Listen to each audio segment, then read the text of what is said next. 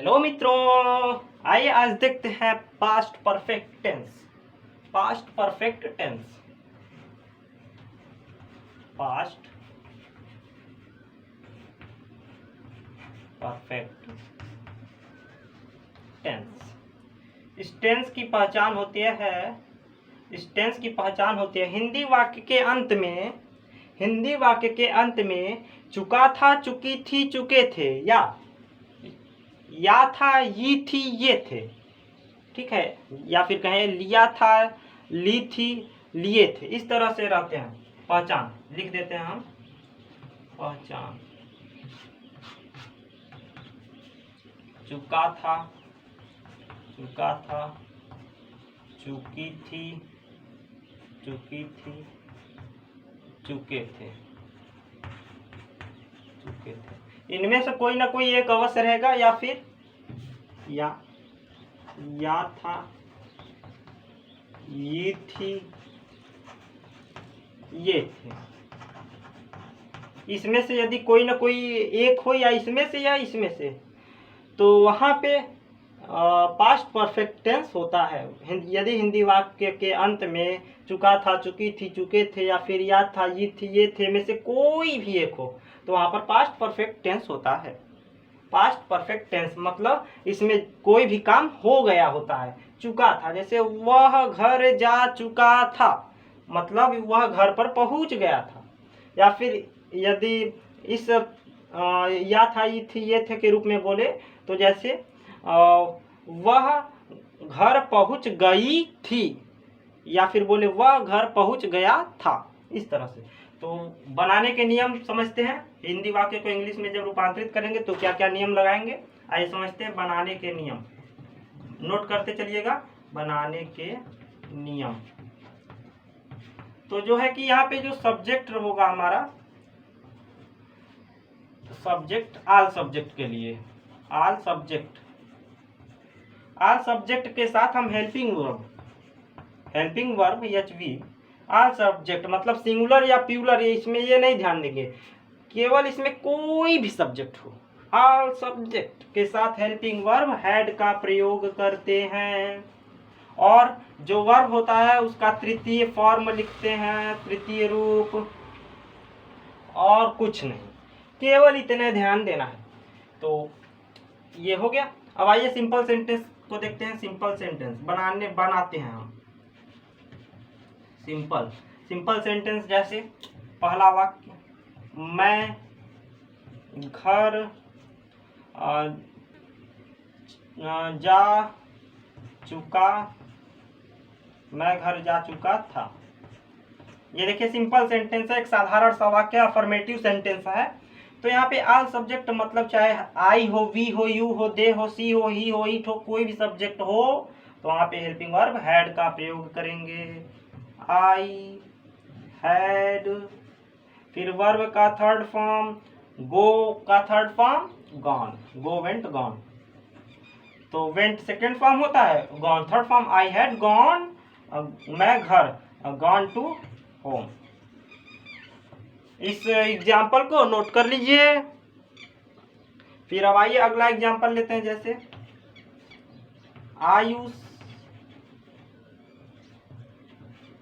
आयुष फल नहीं तोड़ चुका था। आयुष फल नहीं तोड़ चुका था, तो यहाँ पे सर्वप्रथम आयुष लिखेंगे, सब्जेक्ट आयुष, फिर अब लिखेंगे helping verb had, Ayush had, अब नॉट का प्रयोग कर देंगे, नहीं शब्द आया है, आयुष हैड नॉट, फिर प्लक का थर्ड फॉर्म प्लक्ड, प्लक मिस तोड़ना होता है, प्लक्ड मिस तोड़ चुका था। Ayush had not plucked fruit, क्योंकि फ्रूट हमारा ऑब्जेक्ट है। आइए कुछ फॉर्मूला लिखते हैं, फिर समझते हैं। ऐसे क्लियर होता जाएगा हमारा सिंपल सेंटेंस, इंट्रोगेटिव सेंटेंस, हर तरह के वाक्य के लिए फॉर्मूला लिखते हैं, फिर एग्जाम्पल को बनाते हैं हम लोग, ठीक है।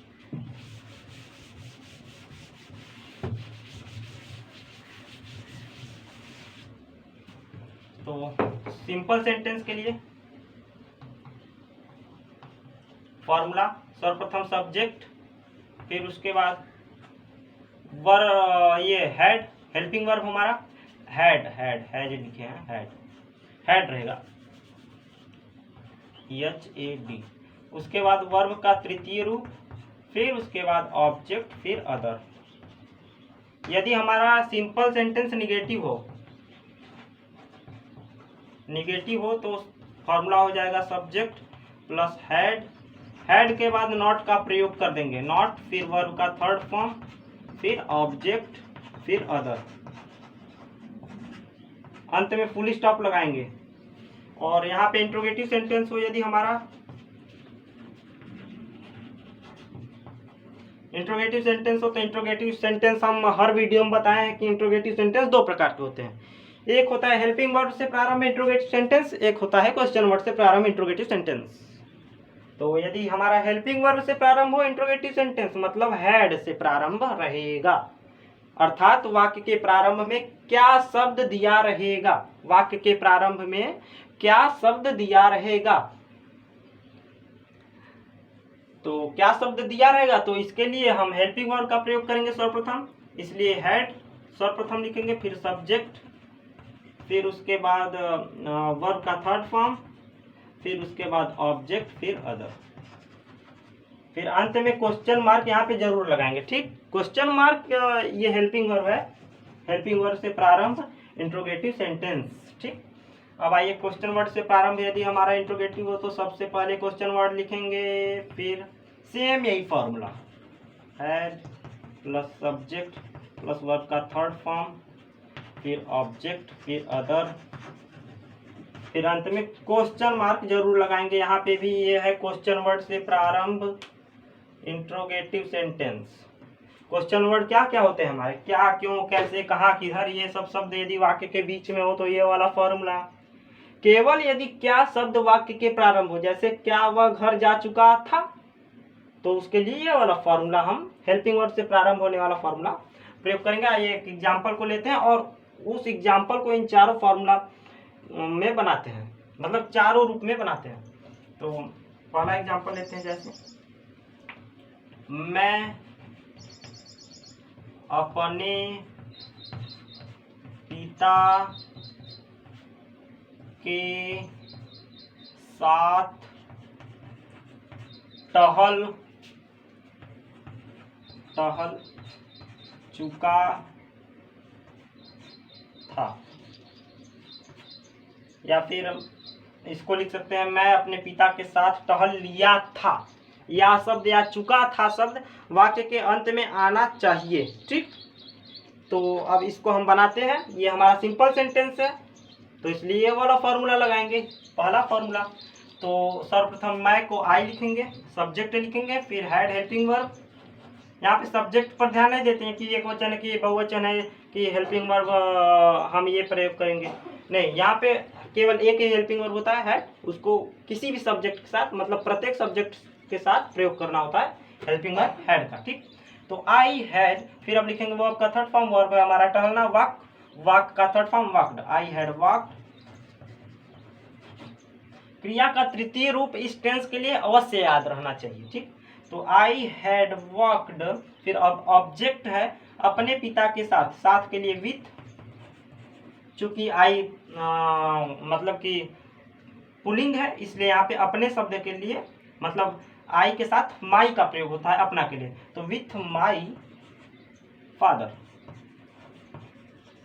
अंत में फुल स्टॉप। अब इसी सेंटेंस को हम निगेटिव में बनाते हैं, नकारात्मक। तो क्या होगा, मैं अपने पिता के साथ नहीं टहल चुका था, तो हो जाएगा सर्वप्रथम आई, सब्जेक्ट लिखेंगे आई, फिर अब हैड, फिर अब नॉट का प्रयोग करेंगे, निगेटिव बना रहे हैं, नॉट, फिर वर्ब का थर्ड फॉर्म वॉक्ड,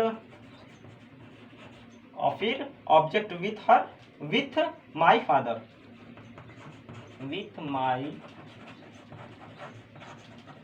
अंत में फुल स्टॉप।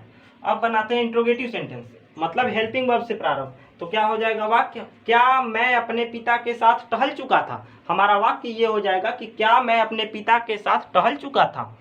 तो इसके लिए हम बनाएंगे, तो सर्वप्रथम क्या शब्द के लिए हेल्पिंग वर्ब को बाहर लिख देंगे, तो हो जाएगा हैड आई फॉर्मूला के अनुसार सब्जेक्ट लिख दिया, वर्ब का third form walked, had I walked with my father, object है विथ माई फादर। अंत में क्वेश्चन मार्क लगाएंगे यहाँ पे क्योंकि ये हेल्पिंग वर्ब से है, HAD हैड। अब जैसे यही मान लीजिए क्वेश्चन वर्ड बना दिए, मैं अपने पिता के साथ क्यों टहल चुका था, या फिर मैं अपने पिता के साथ कैसे टहल चुका था, या फिर मैं अपने पिता के साथ कब टहल चुका था। तो ये हो गया हमारा क्वेश्चन वर्ड। तो इसको बनाते हैं, मान लीजिए हम यहाँ पे कब शब्द का प्रयोग किए हैं, तो कब को इंग्लिश में व्हेन कहते हैं। तो सर्वप्रथम क्वेश्चन वर्ड लिखेंगे कब, व्हेन, हमारा व्हेन क्वेश्चन वर्ड है, व्हेन हैड फॉर्मूला से, फिर सब्जेक्ट, सब्जेक्ट है आई, फिर वर्ब का थर्ड फॉर्म टहलना तो वॉक, वॉकड लिख देंगे, वर्ब का थर्ड फॉर्म वॉकड लिख देंगे। फिर अब लिखेंगे ऑब्जेक्ट, ऑब्जेक्ट है हमारा with my father, with my father, अंत में क्वेश्चन मार्क। इसको नोट कर लीजिए और आइए एक आध दो एग्जांपल और लेते हैं, फिर एक और नियम है उसको समझते हैं, ठीक है। नोट कर लिए, इरेज कर दें, ओके।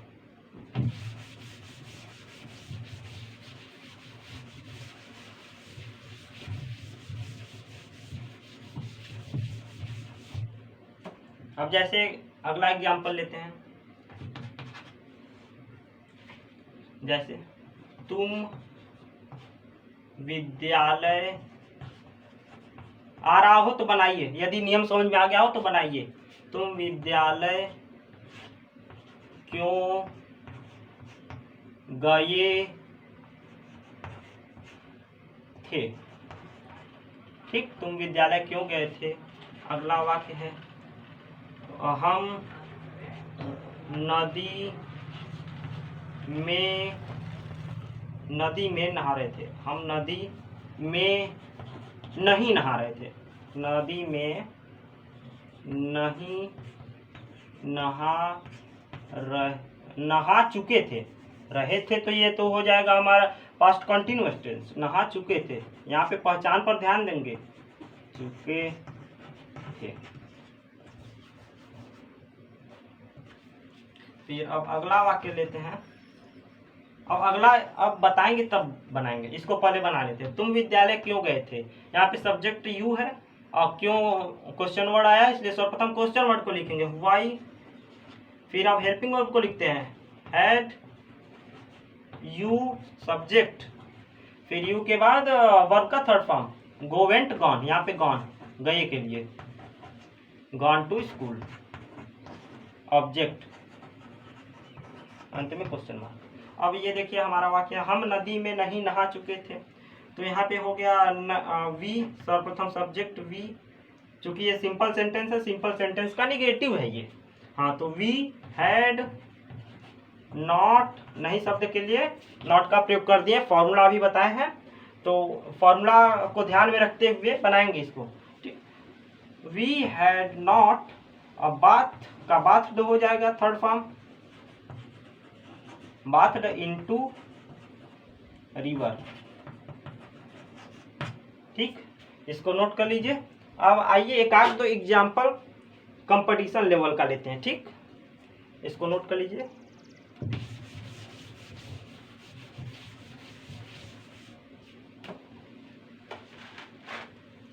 तो एग्जाम्पल लेते हैं,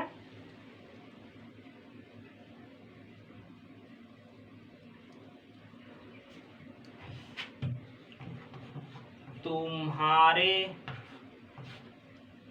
आने से पहले मैं सो गया था, तुम्हारे आने से पहले मैं सो गया था। और एक एग्जाम्पल लेते हैं, डॉक्टर के आने के बाद रोगी मर गया ठीक, या फिर चुका था, गया था। तो यहाँ पे देखिए पहले शब्द आया है और इसमें बाद शब्द आया है। ठीक, पहले शब्द की मीनिंग होती है बिफोर, यहाँ पे बाद शब्द की मीनिंग होती है आफ्टर। ठीक, तुम्हारे आने से पहले मैं सो गया था, ये जो वाक्य है पहले के बाद वाला वाक्य जो है ये हमारा पास्ट परफेक्ट टेंस है, और ये वाला वाक्य पास्ट इंडेफिनिट है। ये पास्ट परफेक्ट है, ये पास्ट इंडेफिनिट है।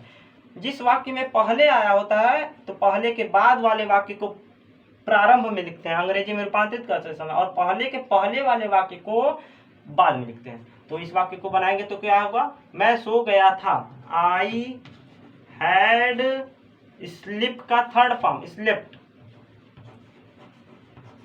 आई हैड स्लेप्ट बिफोर, बिफोर पहले का प्रयोग कर दिया। अब इस वाले वाक्य को लिख देंगे, तुम्हारे आने से, यू कम, केम, केम नहीं कम, सेकेंड फॉर्म लिखते हैं ना, come came, came. I had slept before you came, अंत में